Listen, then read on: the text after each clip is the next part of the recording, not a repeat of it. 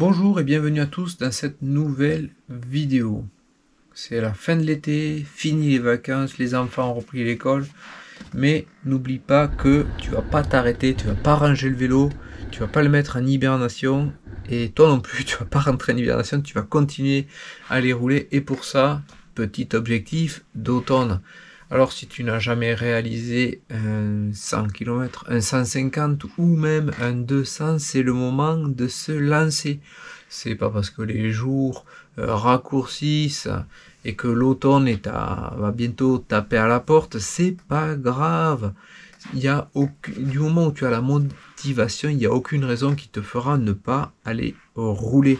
Alors pour ce faire, je vais te donner quand même quelques petits conseils pour être sûr que cette superbe et magnifique sortie se passe dans d'excellentes conditions. La première chose, tu vas préparer un parcours aux oignons. Ça sert à rien de partir sur un circuit, même un 100 bornes, si tu sais pas où tu vas. Je te conseille de faire une petite boucle. C'est quand même vachement plus sympa de partir d'un côté et de revenir par une autre route que de faire un simple aller-retour le long d'une vallée. Tu peux le faire, mais je trouve ça que c'est quand même beaucoup moins ludique. Deuxième conseil, fais attention au dénivelé. Tu pars pour une sortie, peut-être une grosse, peut-être un 150 ou un 200. Vas-y, cool sur dénivelé. Vaut mieux gérer. Le but, c'est de faire une grosse sortie en longueur et pas forcément un énorme dénivelé. Donc, fais attention à ça. Prépare bien ton parcours. Donc, je te conseille de le tracer par exemple sur Open Runner. Ça va te donner ta distance, ton parcours et tu auras même le dénivelé. Autre chose, n'oublie pas, si tu n'as pas un GPS, de marquer les villes que tu vas traverser et les points aussi de ravitaillement, parce que bien sûr tu vas partir sur une grosse journée, tu vas peut-être pas pouvoir porter autant d'eau, même s'il fait froid, il faut quand même bien s'hydrater, donc peut-être prévoir les points supérettes, station-service ou boulangerie par exemple. Fais attention, à l'automne, il y a pas mal de mairies ou de communes qui ferment leurs points d'eau comme les cimetières et tout ça, donc de ce côté-là, sois assez vigilant. Avant de partir, tu vas surtout checker la veille ou l'avant-veille la météo. Ça sert à rien de partir si tu annonces des orages et si c'est bon pour en prendre un sur la gueule et passer 2 heures, soit se rincer, soit chercher un abri de toute urgence. Voilà, ou même s'il y a beaucoup de vent. Et en plus, cette météo va te permettre de savoir comment tu vas t'habiller. Si tu pars sur 200 bornes, la météo sur toute une journée, si tu roules à 20 km/h, tu vas passer 10 heures sur le vélo. Donc entre le matin, le moment où tu vas partir et le moment où tu vas rentrer, il peut y avoir des changements. On prévoit quelque chose contre la pluie ou contre le froid. Et si jamais tu as trop chaud, tu pourras toujours ranger ton coupe-vent dans la poche de ton maillot par exemple. Tu peux mettre aussi des manchettes, des jambières. Surtout, ne pars pas trop à poil, je dirais. N'oublie pas de bien prendre des vêtements ou des gants, par exemple, en conséquence. Je te parlais de l'eau, mais pour côté nourriture, ça va être la même chose. Tu vas devoir voir les points, même si tu pars assez chargé en bas, tout ça. Prévois les coins supérettes et boulangeries aussi pour refaire le plein, c'est sympa aussi.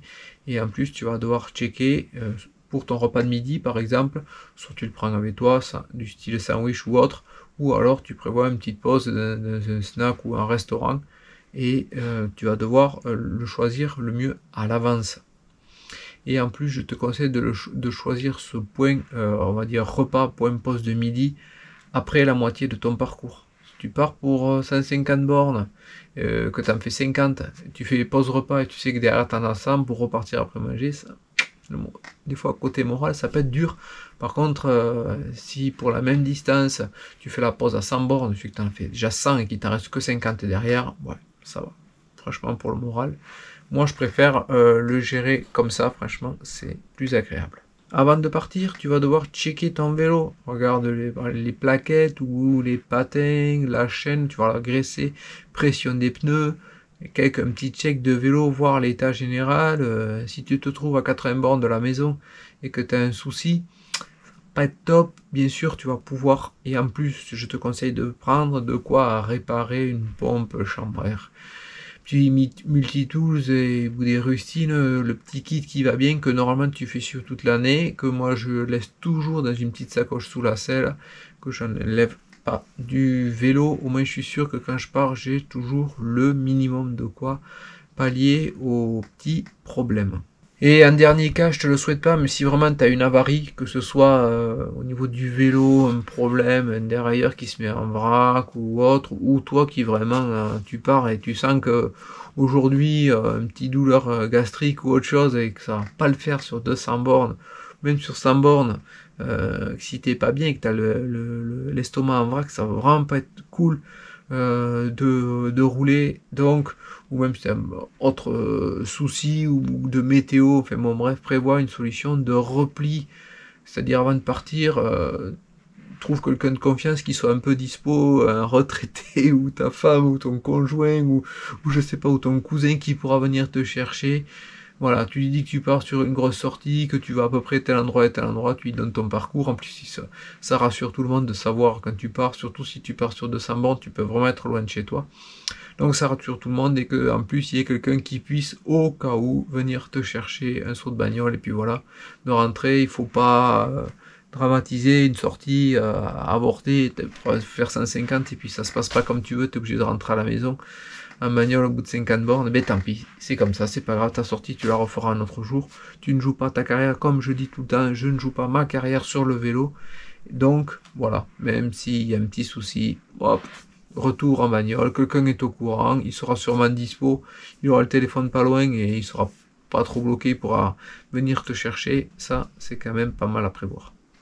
J'espère que ces quelques conseils t'aideront à faire cet objectif d'automne et surtout ne l'oublie pas, c'est important de continuer à rouler même quand la grisaille est de retour.